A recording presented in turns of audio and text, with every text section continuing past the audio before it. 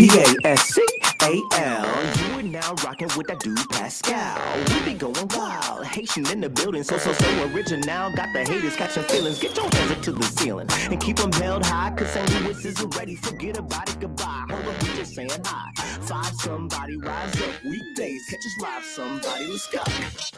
Good evening, good morning, and good afternoon. Welcome to the Pascal Show. Welcome to paradise. Hope you guys are all doing well out there. We got some things we got to talk about. We got some things we have got to talk about. We got some updates, some new details that I think are absolutely shocking, y'all, and very telling as well. I will say that in regards to this case that we've been covering for the past couple years, guys. Let's be real. Okay, but we got some things to talk about, guys. So be sure to get in here because we got to talk about this. All right, we got to take a look at something and shout out to WFLA. All right, for breaking down 700 pages of depositions so that we can get the bullet points and the pivotal moments in this particular case right now. Okay, in this particular trial that we're going through right now.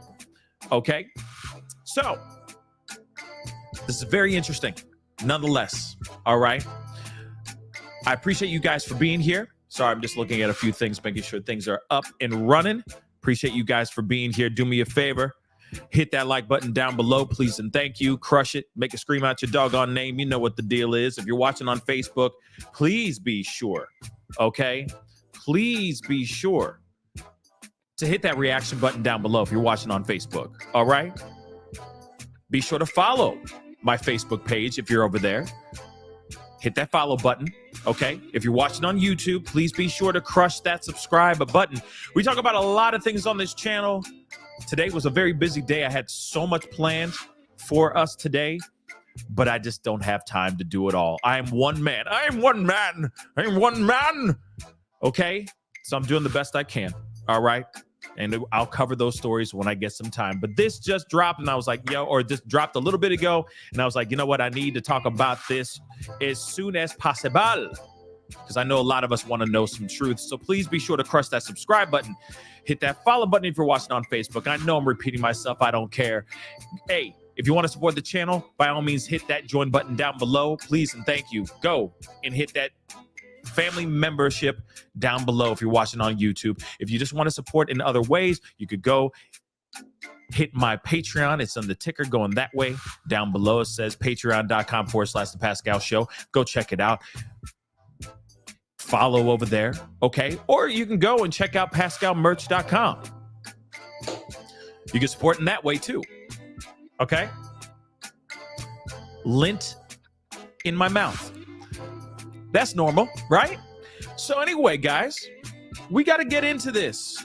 We got some things to do. I appreciate all y'all. Support if you can. Hit that like button. Send it past 300 likes if you're watching on YouTube, because I know a lot of y'all want to know the nuts and bolts of everything that's going on. These new updates in regards to the Gabby Petito, Brian Laundrie situation. You know, mainly it's the Gabby Petito case. Okay, but of course, we're looking at Brian Laundrie and the Laundrie family speaking out right now. And let me tell you, do we really believe any of this stuff? I don't know. It's the boy that cried wolf. You know, I've been saying that a lot lately. You know, for the past couple weeks now, ever since we've been talking about this Kansas City 3 and all that, I feel like the boy who cried wolf scenario, or the metaphor, okay, or the analogy, whatever you want to call it, I feel it's very fitting with this as well. Because they're up here, I know that they're under oath and all that stuff, but at the same time, you've had years to step forward and tell the truth, a long ass time ago. And now, as you're in this lawsuit, you're saying other things now. And even so, they're murkying up the waters. They're muddying up the waters. I don't know if murkying up even works, or if that's even a word, but hey, ride with me, okay? So shout out to WFLA, because without them, there would be no article like this. We would not be live right now. Okay, so shout out to JB. All right, and Athena Morris. I'm gonna give them a shout out because they went through 700 pages. I kid you not. 700 pages. And now they're gonna give us basically the meat and potatoes that we need. So that we don't have to go through 711 pages. That's a long, you know what I'm saying? That's a lot of ums and uhs and repeating themselves and extra fluff that we don't have to sit through. So I just want to say that real quick. You know what I mean? If you want to do that, like go to Hey JB, hashtag Hey JB, I salute you, you know what I mean? And just say all love from the Pascal show or something like that. If you're on X, please by all means, let them know that we're giving them love. Okay? Please and thank you. Because I wouldn't be sitting reading that whole thing by myself. No, I'm just telling you right now. So I appreciate them going through 700 pages for us. Okay, so we got to get into this. As you already know, there's a lawsuit going on between the Petito Schmidt family and the Dirty Laundries. Sorry, I got the Laundries. Some got caught in my throat. Sorry. But the Laundries. Okay? And there's some new depositions that we're going to take a look at. A few takeaways, actually. A bunch of takeaways, actually. But one part, and I'm just going to say right now, there's just a few things here that I'm like, nah, bruh. Nah. Because it also has to do with the first part. Like, I put it in my title, and it's in the beginning of this title, too. See what I did here? And it says Gabby's gone, right?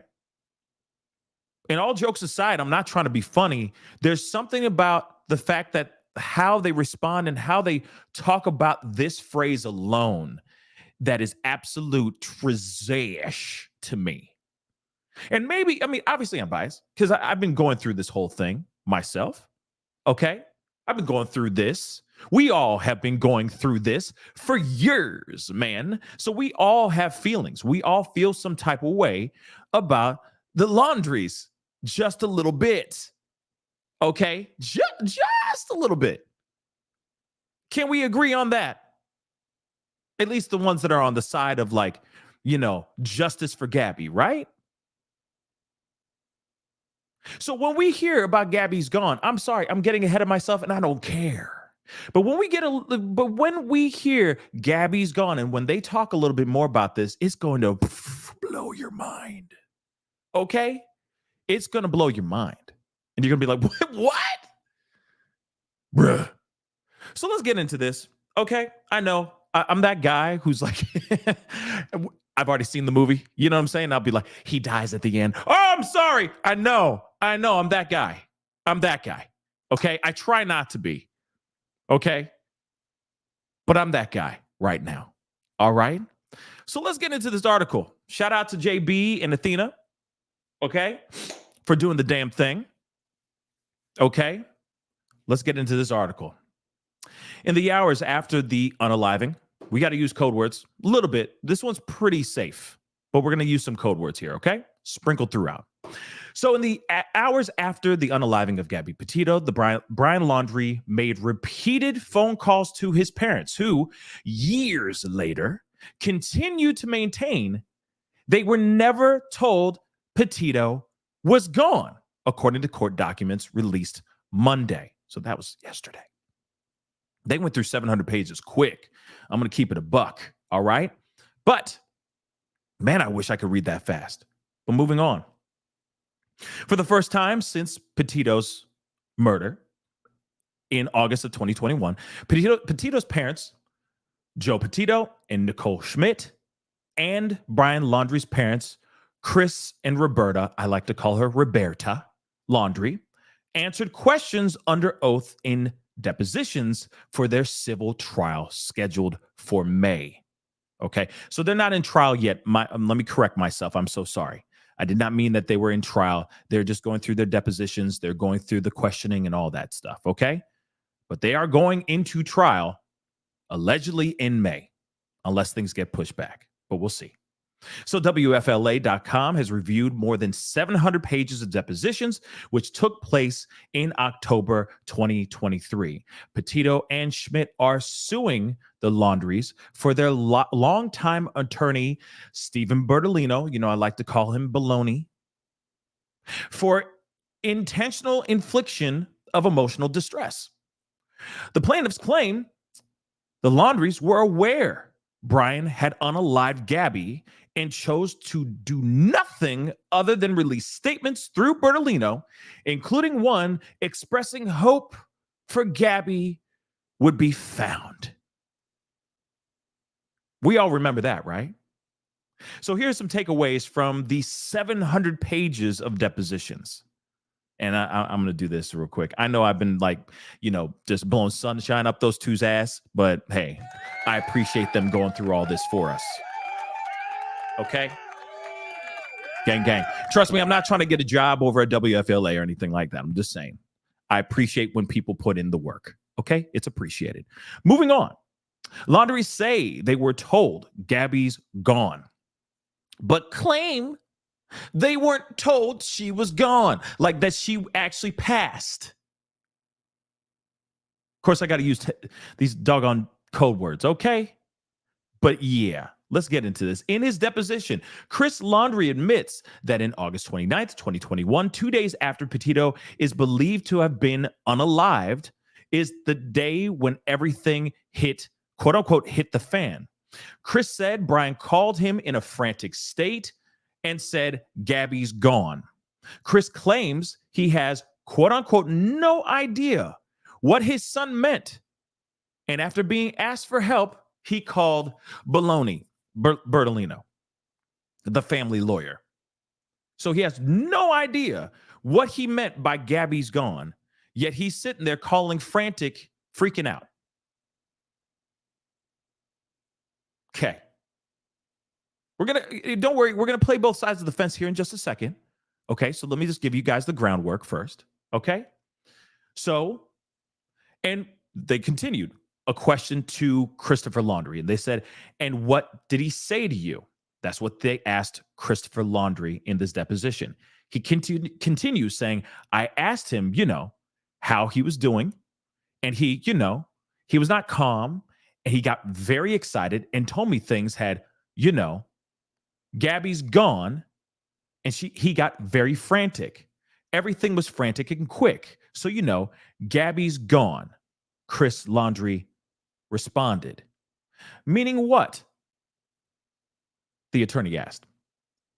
Well, I have no idea what he meant, Chris said. What else did he say? Well, what else did he say? Well, it was quick. He said, and he was very panicked, and he said he didn't know what to do. He said, can you help me? And he might need a lawyer, and I asked him why he wouldn't tell me. He was very frantic. Everything was frantic. And I started to not really comprehend. And then he said, just, can you help me? And I said, okay, I'll help you. And I calmed him down and I said, I don't know. This is what he recalled. He continues saying it was all mumbled and I still don't remember everything that had happened. But, he said he needed help and to get an attorney. And I told him, yeah, I'll help you. I'll call Stephen Bertolino and just stay put. And then I asked him again, and he just said, just help me. And I said, yeah, I'm going to, so stay calm, stay put, and he hung up. Don't worry, we're going to go back to all this in a second. So Chris and Roberta maintain they were never told anything other than, quote unquote, Gabby's gone. And because they say Gabby was known to disappear for periods of time, they did not believe Gabby had been unalived. Where do you think? Where did you think gone? What did you think, gone meant? Chris was asked. I don't even know what to think at the moment, at all. So that's that, he responded. Okay, well, if he told you that she was gone, but she just walked away, would he have been frantic, do you think? He says, alls I know is what he told me. And it was very quick, and it was very, very nervous and very scattered. So I don't remember everything he said, but he said he needed help. And I tried to calm him down. He would not calm down, and he hung up the phone on me, Chris recalled. The Laundries contacted Bertolino and then sent him $25,000 retainer. So then, of course, Bertolino began acting as his attorney on the Laundries' behalf, contacting attorneys for representation in Wyoming. Despite saying earlier in the depositions that they had quote unquote love for Gabby, Chris and I love how they say Robert here, but it's Roberta. Chris and Roberta said they never considered contacting Gabby's parents after learning Gabby was gone. Continuing, I didn't, in parentheses, call Gabby's parents. No, because I had no reason to, at that very moment, to think anything was going on. Gabby took off and did things that she, on her own free will. So I had no idea where she was, Chris said. I left it in my attorney's position there, Chris added later. Okay. We got to break this down. Very interesting. Yes, fat boy, fat baby toodles. And yes, Tyler, I smell that BS. It's stanky. Okay. Smells like a baby having baby formula poops. Okay. It's that stanky. All right. Sorry, I'm a little traumatized. PTSD. Okay. But let's keep it real. They lying like a mug. They lying. And there's more. We're going to go through all of this, but it's interesting it's interesting how he starts to say something and then he rephrases it. Do you notice that? I mean, at least I get it that we're not listening to the audio. We're not seeing this video and hearing him say it and how he is saying it. But at the same time, even when he's talking about finding out that she is quote unquote gone and being like, I had no idea that she was actually, that she had passed away or anything of that sort, he keeps rewording certain things. He'll stop the phrase and then start again and rephrase it a certain way because he's not trying to sound like he's a bad guy. He's not trying to get himself in trouble. So he is literally skating on thin ice throughout this entire deposition. But I feel there's a whole lot more going on here than what meets the eye. I think they're still lying. At least, we haven't heard Roberta yet. Okay, we have not heard anything from Roberta. But Chris, I think, is lying through his teeth. You're telling me, come on, man. Okay. Like you're telling me that he's calling frantic, freaking out. Okay. And you're telling me that Gabby's gone. Okay, there's two different things I can think of in my head. Okay, so we're going to play both sides of the fence for a second, okay? Here's the side of the PG side, the G side. Well, more like PG-13, okay? She got up and kicked rocks, left him high and dry, and he's tripping, right? She's gone. Oh, my God, she's gone, right? My baby's gone. She left. I don't know where she went. That's another thing, too. The concern that she actually picked up her stuff and kicked rocks is a very scary thing because she just went out and just disappeared out here in these wilderness streets like that. That's a scary thing. So I can understand being frantic about that. Or it's the R version. He done took her life against her will. And he's freaking out at the fact that she is literally gone. Her soul has left her body and is never returning into that body ever again. But you're telling me, no matter what, as a father, where your son is on the other side of the whole country calling you frantic, you're not going to take 2 seconds, more than just 2 seconds, to sit there and go, exactly tell me what happened.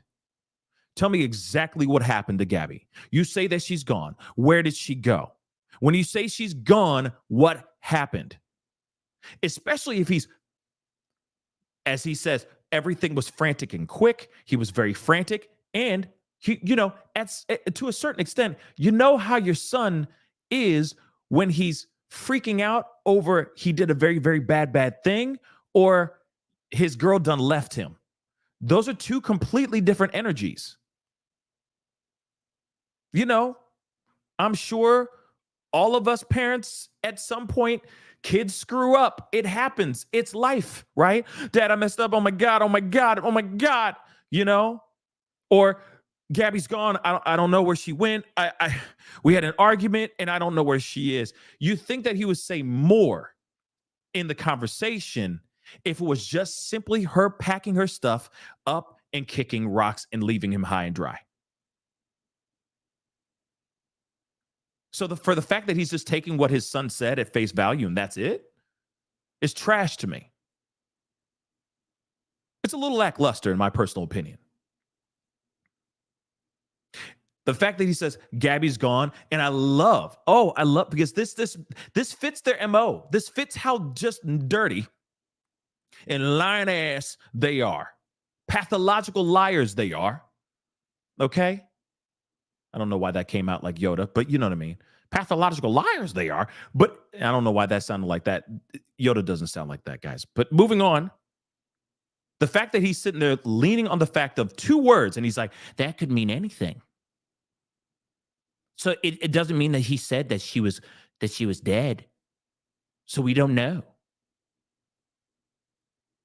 Come on. And then when he continues on to say, oh, we don't know anything. Oh, he was just frantic. And then I tried to calm him down. And then he hung up on me. And that was the end of the conversation. You're telling me he didn't say anything else to you? There weren't even fragments of sentences or fragments that would give you hints on the fact that he did something very bad to this young woman? Come on, guys. You know what? Pixie cakes? Yes, exactly. First question is, what you mean she gone? Where is she go? Where does she go to? Son, she gone. Where did she go? Because then we can call somebody. Then also on top of that, let's not forget the other part. Okay, because they said, of course, you didn't worry about how he was sounding frantic, and it was just kind of like, no, I didn't think of that. Okay, so then moving on, the other part. Not once did they ever think about calling Joe or Nicole. Not once did they think about, hey, what's the number to Joe? What's Joe's number? What's Nicole's number? We got to let them know that their daughter, if they believe that she just had a habit of picking up her ish and just kicking rocks unannounced, wouldn't Gabby Petito's parents want to know that she just ran off? Wouldn't they want a heads up? So you don't even tell the the Petito Schmidt family that their daughter is quote unquote gone. Even at least that. Didn't even call her then. So this is why I say I see a lie. This is a lie. You know for a fact, any concerning parent, I don't give a damn if she's 21 years old, 45 years old, and your parents are still on this planet, you're calling loved ones. If that person just up and left out of nowhere in an area they don't even know, for crying out loud. Come on. This is ridiculous. Same people that wrote a burn after reading letters saying, I'll do anything for you, my son. You're telling me if they're so doting of parents on their own son, why wouldn't they be doting and protective over the woman that he allegedly at that time loved? Something to think about. Moving on to the next segment, though.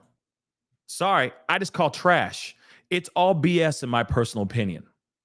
But moving on. Moving on. Making sure I didn't skip anything. Such trash. She was gone, but he didn't tell us she was dead. Come on, man. Come on. Miss me with that nonsense. Moving on. Brian Laundrie's storage unit, a mystery. This is a part that I know a lot of people were speculating. There was a lot of videos by a lot of people back in the day speculating all kinds of stuff. Conspiracy theories were running amok. So I'm really glad that they brought this question up and talked about this too. And it may reawaken those conspiracy theories all over again. Okay. So let me say that. But S-Dubs, don't worry. The burn after reading, we will get into that in just a minute. It's up here. It's in here. They address it. So sit tight. We'll get into it. I promise.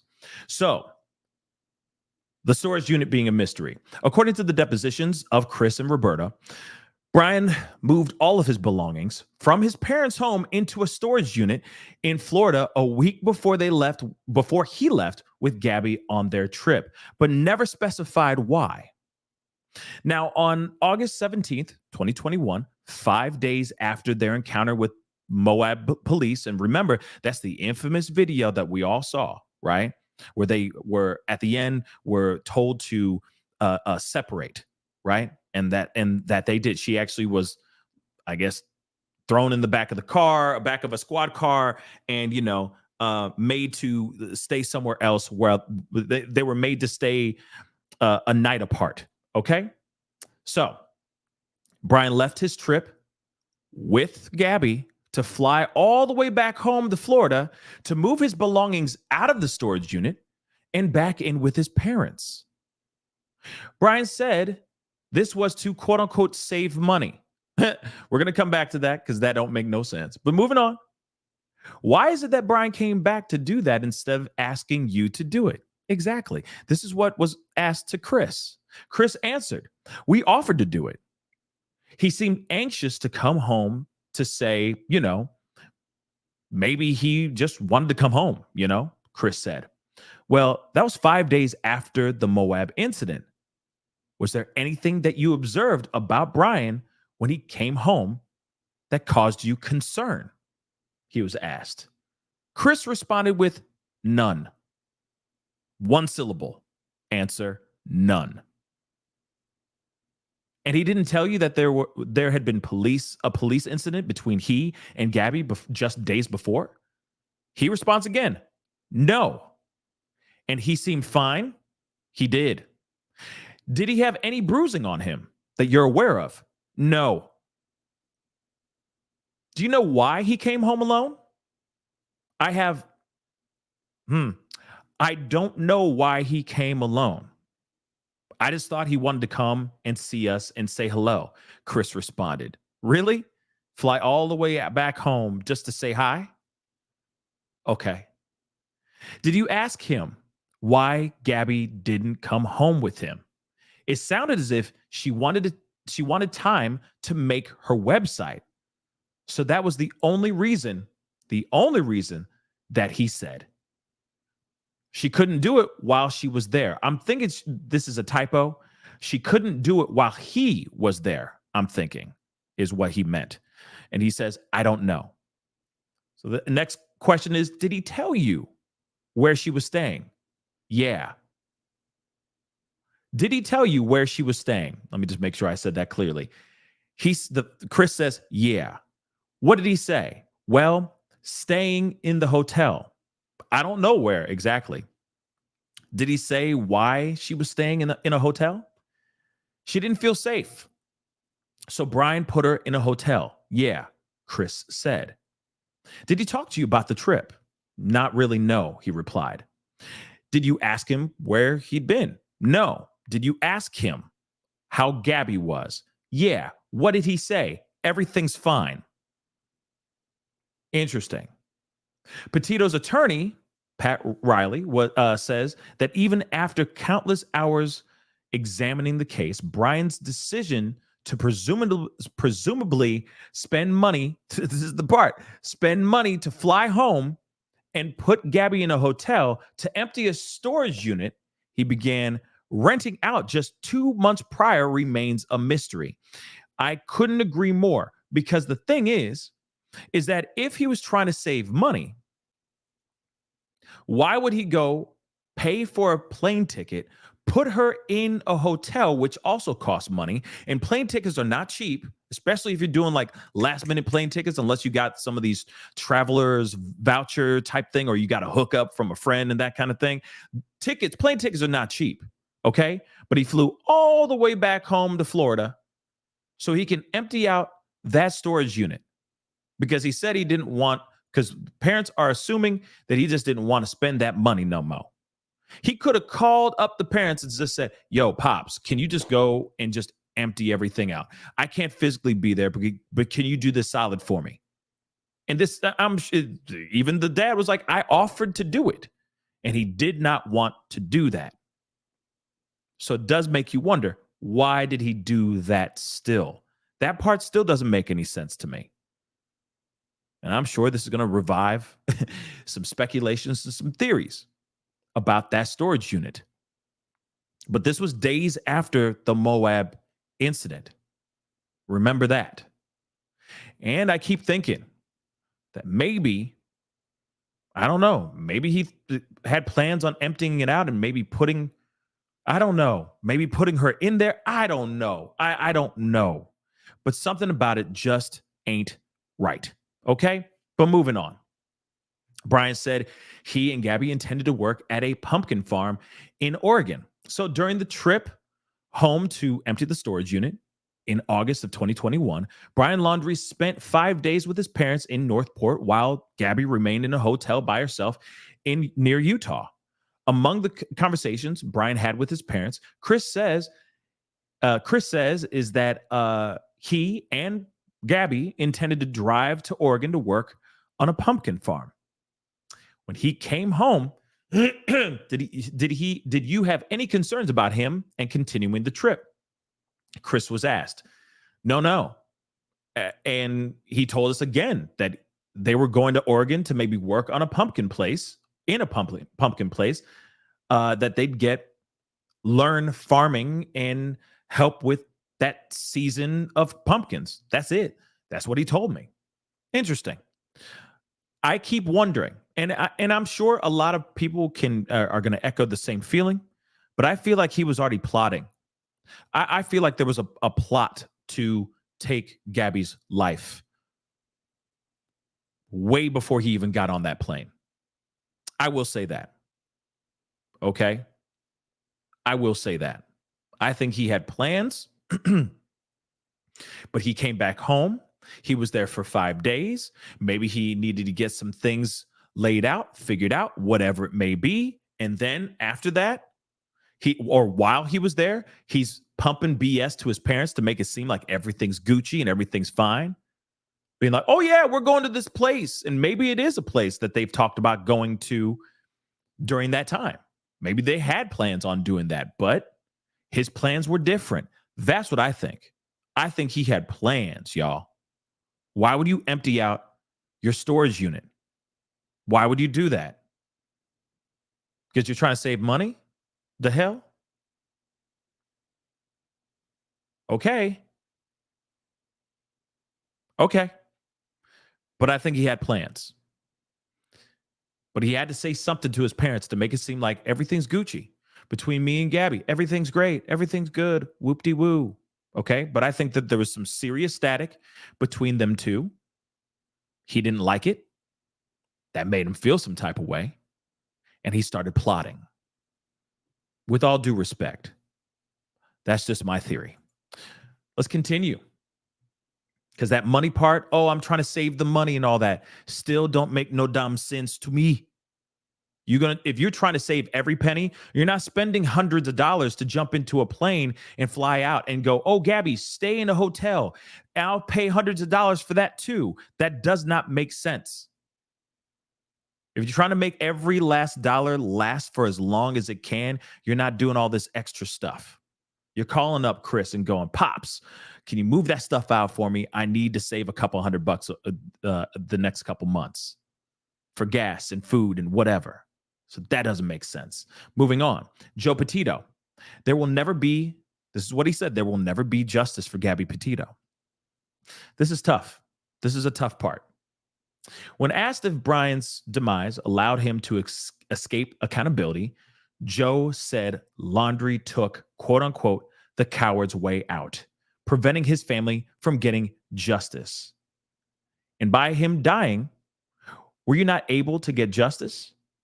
There will be no justice for Gabby Petito, Joe said. Does this lawsuit have anything to do with you seeking justice? This lawsuit is to get a sense, but no. It's really to hold people accountable for their actions and their choices. Joe continued. This part is fire, I think. Joe's a beast. I'm just going to say that. And also Nicole, I will say that too. But like, I'm just keeping it real. All right. I'm going to keep it a buck. All right. He says there's no amount we will settle for. Sure. And I don't blame him. The Petito family is seeking damages of at least $100,000. When asked what he hoped to accomplish with this lawsuit, Joe Petito said he was, quote unquote, looking to hurt them as much as they hurt us. And there's no amount they will settle for. He says, I don't give an ish about a dime. I don't care. I work, I do well. It's not about the money, Petito said. I want to make them hurt as much as they hurt us. As I told Pat, there's not amount of money that I would settle for, not a dime. And how is this lawsuit going to help you change laws? Petito was asked. It's not. This lawsuit's not going to help me do anything, he said. Okay, now, I understand, or I know you mentioned earlier that one thing you would like to get out of this lawsuit is for the Laundries to experience the pain that you felt, the lawyer continued. How would you get that from this lawsuit? Because they would anything that's out of their control, they can't. They can't control what the jury's going to do. They can't control what the judge is going to do. So they've got to sit there and be tormented and pay legal bills for all of you guys. And I don't give an ish. I hope they go bankrupt on your ish. I truly do. I don't want a dime from them. I don't give an ish about their money. You know, let me just say this. Yeah, go Joe. Hell yeah, go Joe. Damn right. Damn right. F them mother lovers. Okay? Because you got to remember, within this whole thing, these Laundries were withholding information. They had all this stuff way before. They knew about all this stuff. This kid came back home. Even I'm talking about when he came back home for good with her car. They didn't bat an eye to that ish. They still didn't sit there and do the math. You're telling me, like, let's not forget that, yo. Let's not forget that, guys. This mother lover came back home with her van. Sans Gabby, which also it's Shakespearean for without Gabby. Okay? Without Gabby. And they still didn't go, Gabby's gone. Wait a second. Did my kid do something? They didn't even ask. He just came back home and Roberta's like, hey, how you doing, pumpkin? You want a grilled cheese sandwich? Didn't ask anything. I see you got her van here. You want a tomato soup? Like, they didn't ask anything? They just moved on. They just acted accordingly. Like life had just continued moving on. That doesn't make sense to me, guys. So damn right. When Joe sits there and goes, I don't give an ish. I don't care about this money. I just want them to squirm. I want them to know what it feels like to squirm. So F all these mother lovers. See, my dogs concur. Come on now. Okay? Just tell them. They ain't done yet. Okay, now they're done. No, they're not. Yeah, I agree 100%. Tell them. Mm-hmm. That part. So moving back in here, let's go into Nicole's. Yeah, the dogs don't mess around, man. Okay, they don't mess around. Okay, let's move on. Nicole Schmidt said, "We wish police had seen Brian Laundrie," and this part is huge. Okay, this part is huge too.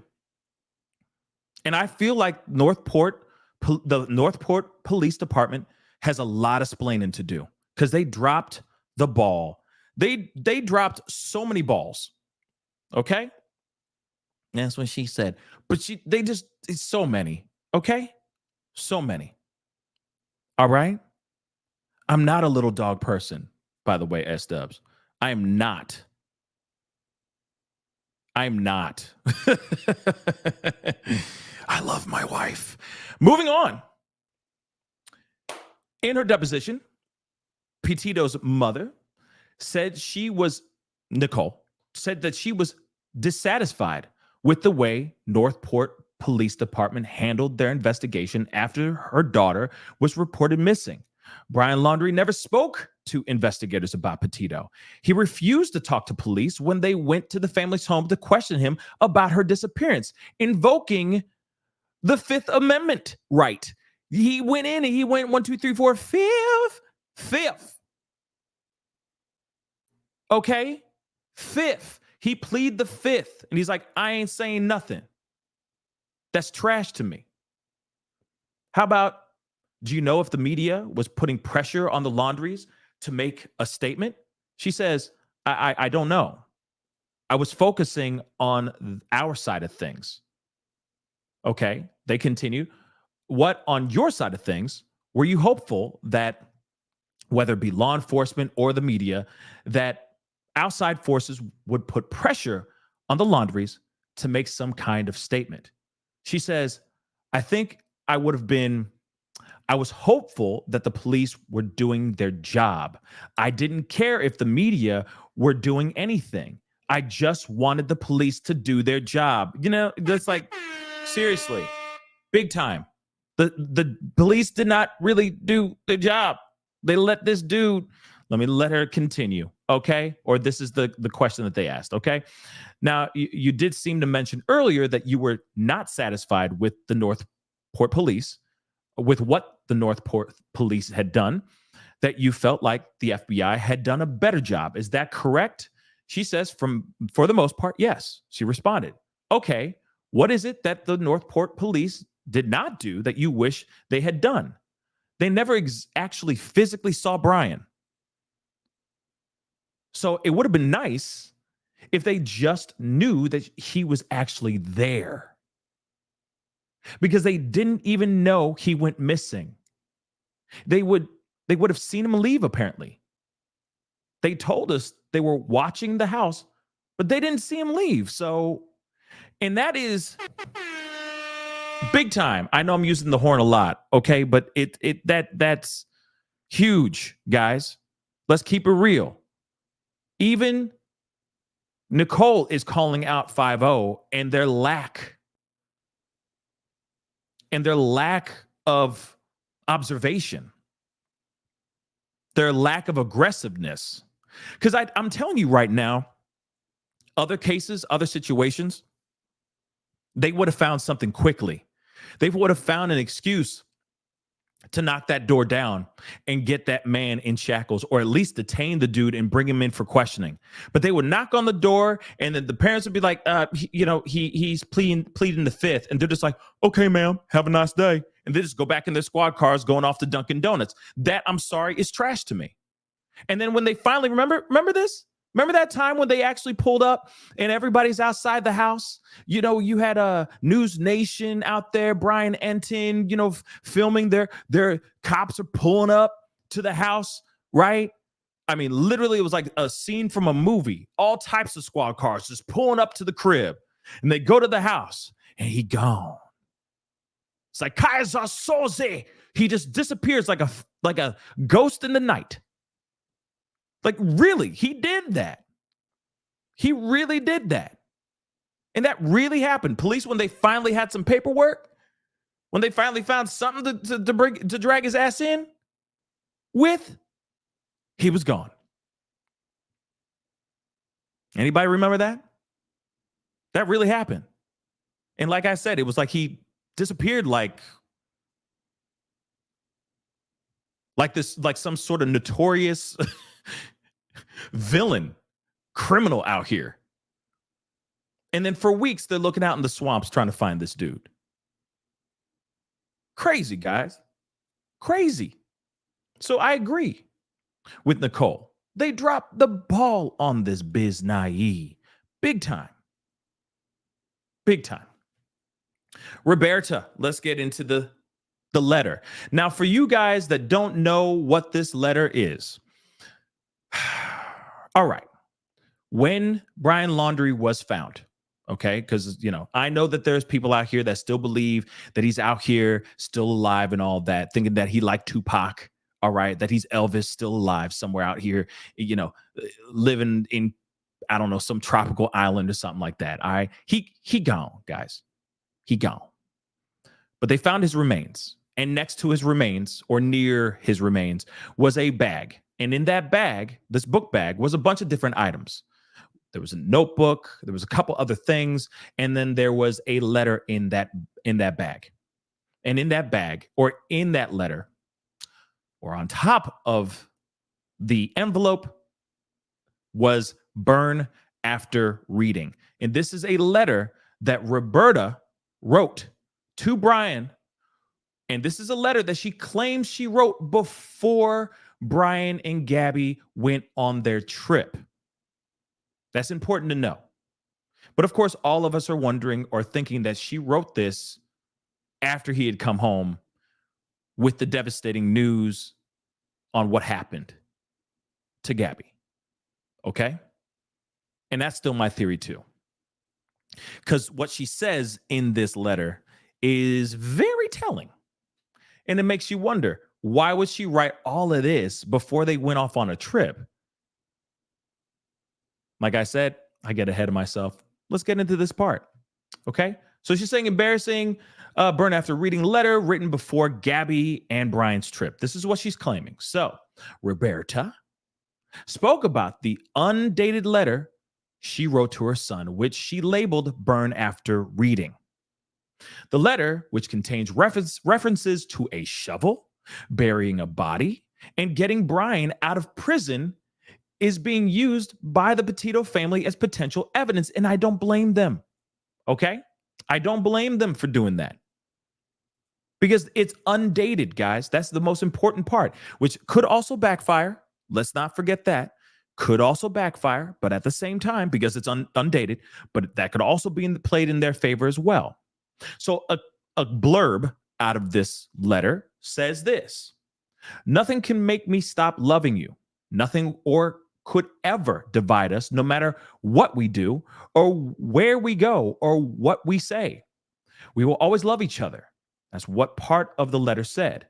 Continuing in that letter, there was more. Said things like, if you're in jail, I will bake you a cake with a file in it. If you need to dispose of a body, I will show up with a shovel and garbage bags. If you fly to the moon, I'll be watching the skies for your re-entry. If you say you hate my guts, I'll get new guts. Now, in her deposition, Roberta said she wrote the letter before the couple set off on their cross-country trip. Before he was leaving for him and Gab's trip in May of 2021, she said, yeah, like right before they left, like just a few days. When asked why the letter wasn't dated, Roberta said she, quote unquote, just didn't think to date it. I don't always date notes, Roberta said. She said she wrote the letter thinking her son might be away for, quote unquote, a little longer than I knew he was going to be away, or longer than I knew he was going away. I was going to miss him, and I just wanted to make sure he knew I loved him, Roberta said. I thought he might be concerned, since I was disappointed, that he might think, yeah, I don't love him. But no, I mean, I really didn't think I just wanted to reassure him that I loved him no matter what. No matter what, no matter if he moved away, if he decided to stay out west, whatever he did. If he didn't buy a house and decided to do something else, I don't know. Whatever he did, I would always love him. When asked why she labeled the letter Burn After Reading, which we've talked about at great lengths before, but she says it again here. She says it was inspired by a book that Gabby bought for her son called Burn After Writing. It was how you could put your deepest thoughts down, and if they were embarrassing and you didn't want anybody else to read them, the advice on the book was to just burn it. So it was like a little joke that I knew he would get. He would know what I was referring to, and I did want him to get rid of it. Not burn it, but throw it out so nobody read it. It's an embarrassing note. Well, you know, that's what someone writes on a letter. Well, you know, that's what someone writes on a letter when they don't want it to be discovered, right? She was asked. She says, right. That's what she replied. Okay. You didn't want the letter to be discovered, right? Yeah, it was embarrassing and I didn't want, yeah, it's a silly letter. I didn't want, he's a grown boy. And it was a joke, really. He didn't have to destroy it. And now I think it's sweet that he saved it. It was just a little joke. Now, the thing is with this part, we've talked about this before, but let's just circle back to it again, okay? Real quick.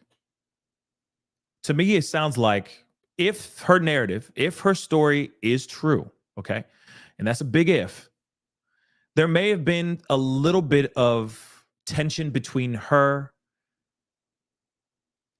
and Brian because he was going on another cross-country trip. She may not have approved of that. She may not have liked the lifestyle that Brian and Gabby were embarking on. Maybe she wanted him to get his ish together and get a job, a 9-to-5, and have a regular, life, and get married and do all those responsible adult things. Maybe Roberta wanted her son to grow the F up. And maybe there was the tension. That was why the tension was there. So then she writes this letter. And like I said, I'm just on this other side of the fence for a second. Okay. Just saying. All right. Just on the other side of the fence of maybe it is an innocent letter, which I really don't think it is. But she writes this letter. And in this letter, she's like, in a way, it's her way of saying, no matter what you end up doing, I am still your mother. And as your mother, I still love you. I still adore you. And I always will have your back. That could very well be it. They could. But we go on the other side. Nah, son. I'm sorry. I still don't think it is, because it is a bit weird that in the letter, she's going in and going, okay, if you bake a cake, or if you go to jail, I'll bake a cake with a file in it. If you got to dispose of a bot, that's very specific stuff, right? That's very specific. How on the nose is that? When we're dealing with a young woman that went missing and now has been pronounced, found dead out here, guys. It's very on the nose. Okay? It's beyond, to be exact. And I think the thing that's saving Roberta's ass a little bit is the fact that this thing isn't dated. Real talk. That's the only reason why this is maybe putting in a little bit of room for doubt. Reasonable doubt. Why? Because it wasn't dated. That's it. That's it. So yeah, of course, instantly you're going to play it on that side. Maybe. But I'm telling you right now, no. That's not what I think. But then again, I could be wrong. We could all be wrong. But I know the general consensus is she wrote this letter. And maybe it was a letter before he went back cross country, flew back, right? Or before he ran off into those swamps and did the unthinkable. Either one, she didn't date it because she's not dumb. That's the other thing too. You got to remember, I think that Roberta is the mastermind. I know that might be the unpopular opinion. I don't care. But it's a good possibility that she was the mastermind. She is diabolical, doing this with her hands. Okay? In the dark, laughing maniacally. All right? That's what I think. I think she's the one who wears the pants in the family. And I don't mean that in any extra meaning. I'm just saying, I think she's the one who's like I think she's the head of the family when it comes to family stuff. That's what I think too.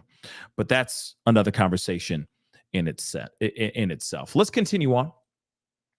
Gabby and Brian came back engaged from their first cross-country trip. Petito and Laundrie started dating in 2019 and got engaged in July of 2020, according to Petito's Instagram page, which was removed. And I don't blame him for having that removed from her Instagram page. Is her Instagram actually still up and running? That's one thing I've always been curious about, if that's still up and running right now. But moving on, Chris Laundrie said the couple had decided to take their relationship to new heights during another road trip out west.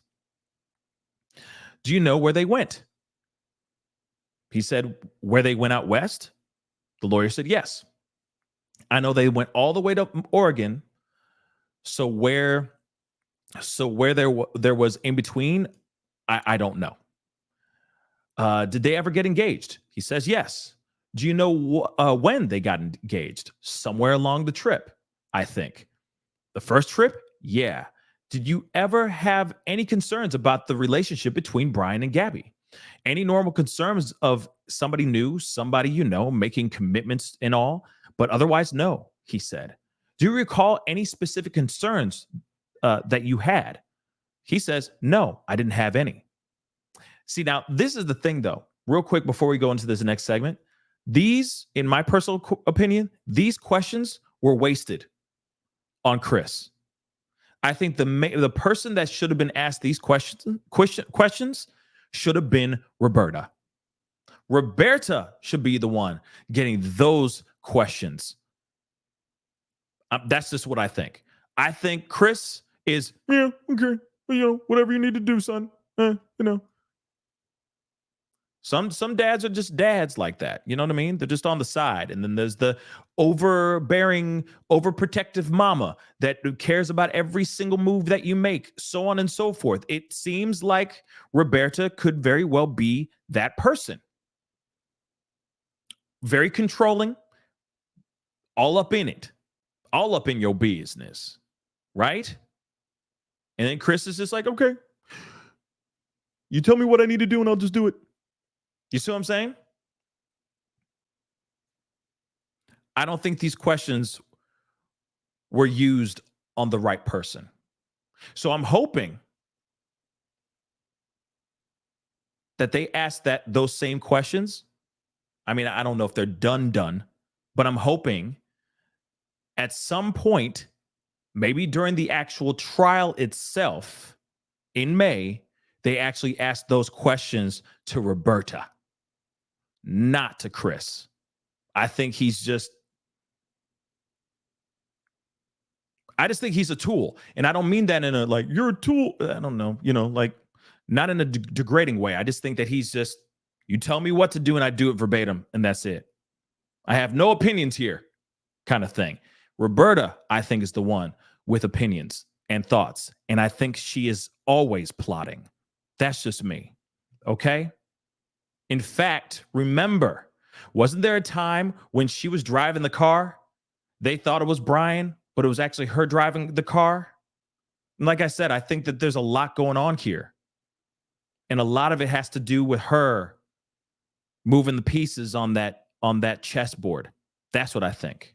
Okay? That's what I really think. Laundries. Brian never told us about the Moab incident.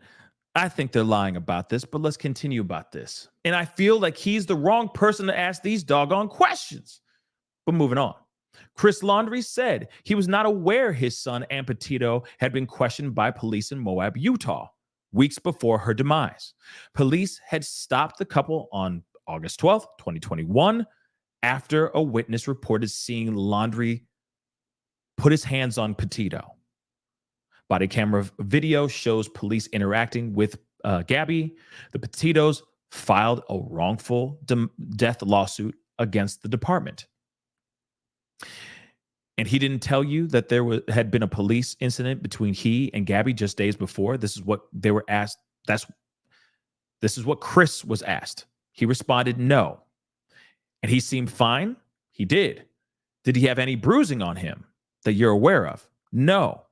Do you know why he came alone? That's a good question. He says, I don't know why he came alone, Chris said. I thought he just wanted to come and see us and say hello. Did you ask him why Gabby didn't come home with him? It sounded as if she wanted time. Well, this is all the same thing. Hold on. How did this go back? Well, that's weird. It did it again.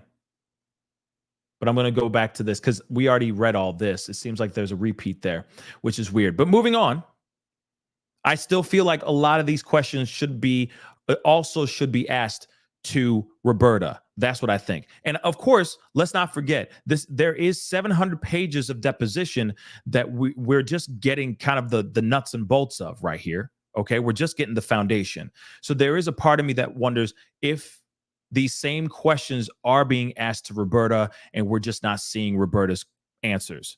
And that could very well be a possibility. But I digress. Let's continue. Roberta Laundrie, Bertolino, still our attorney, which he should not be. But continue screwing up, fam. Roberta Laundrie was also asked if she and her husband were still being represented by attorney Stephen Bertolino, who they retained a week before Petito was reported missing. During the search, Bertolino frequently spoke to the media on Laundrie's behalf. The Petito family claims Bertolino knew their daughter was deceased and where her body was located. By the way, does Mr. Bertolino still represent you and your husband? Roberta was asked. She said, I believe so, yes. For what, without going into details, anything related to the case? I always think of him as my attorney for everything. But so, yeah, for this case, okay, I guess. So, yeah, I guess. So, yeah, that's why he's here, right? This is a very interesting situation. This deposition is very interesting to me. I feel like there are some things that I'm appreciative that we have a few more answers to a lot of these things, but it doesn't answer everything. Okay, mind you, it doesn't answer everything, but it does paint a new picture, and it also it shows to me, at least, that the Laundries are still lying through their teeth. The Laundries are still trying to cover their own ass. Let's be real. They're not looking at any criminal charges. They're just looking at paying some money. This is a civil lawsuit. Let's not forget that. This is a civil lawsuit. So far, no criminal charges on them. So if this is a situation where they have to spend money, because eventually they're going to have to pay money. That's what I think. I think that the Petito-Schmidt family have a strong case here. That's just what I think. And I think the court of public opinion, you guys, the fam, will agree with me on that as well. No matter what, they're still going to have to fork over copious amounts of money. They could possibly go bankrupt, go broke, whatever. But that is the bed that they made for themselves when they made that decision to not tell the truth, not be transparent, not be caring, not be parents first and foremost. When they found out that quote unquote Gabby was gone, you know for a fact what Gabby is gone means. Miss me with that nonsense. But instead of using this opportunity to just fully be like, here's everything, here's the truth, here is all of it. We knew, we helped him escape.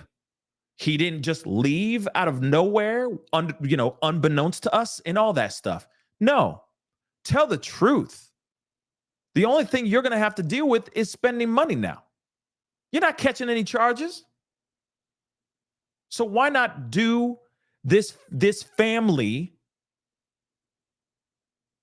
do them the right thing. Do the right thing by actually telling the doggone truth. Give this family what they rightfully deserve, some peace, because they don't know anything. And I agree with what Joe Petito said. He's like, I don't give a damn about the money. I don't want the money.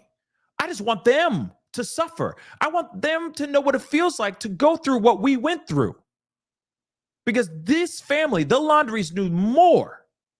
They know a whole lot more than what they're letting off in depositions, and they're hiding behind their lawyers and all that stuff. That is trash to me. And the fact that it aggravates me even more, as I say, it burns my cookies even more when they're literally saying that he called Chris, that Brian called Chris and said, Gabby's gone. Frantic, all over the place, nervous, freaking out, basically having a nervous breakdown. And he says, this is what Chris says. Chris says he doesn't know what gone really meant. The energy in that phone call, how frantic his son was. I'm sure his son was hyperventilating and crying on the phone. I am sure that Brian gave him a whole lot more information than just Gabby gone. I guarantee you that. But they're still trying to save some whatever semblance of their son that they're trying to hold on to. Their son is not a hero. Their son is a monster, and their son is a coward. That's it. Point blank, period. Quit trying to make it seem like this kid is out here like John Wayne. He is not a hero, y'all. He did a very, very bad thing. Give the family, give the Petito Schmidt family exactly what they deserve. Transparency, the truth, and damn it, give them some peace. Some peace of mind.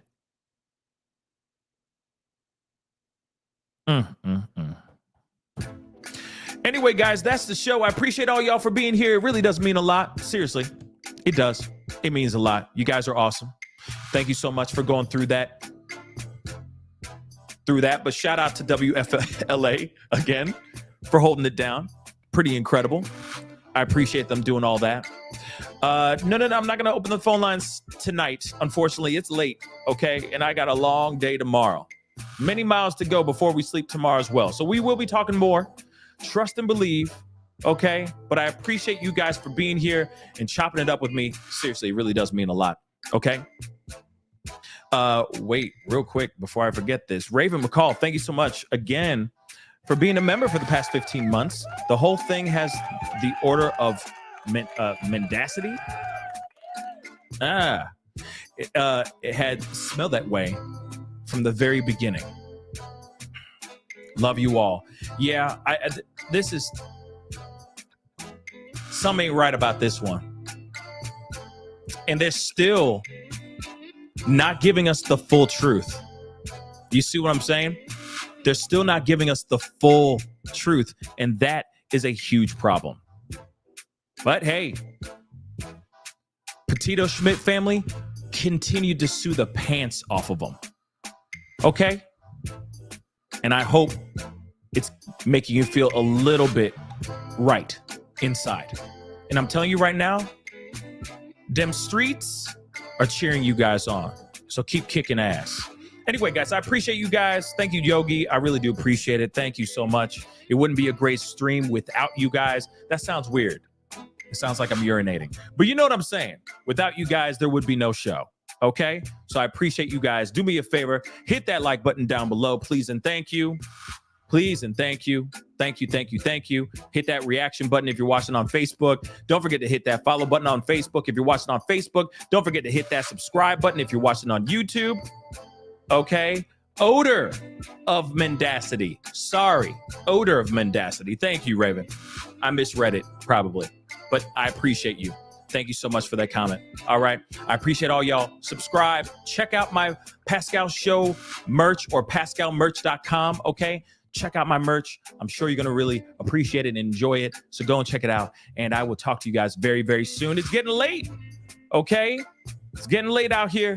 So I'll be talking to you guys very soon. Be good to yourselves. Be good to one another. And I'm still going to say justice for Gabby.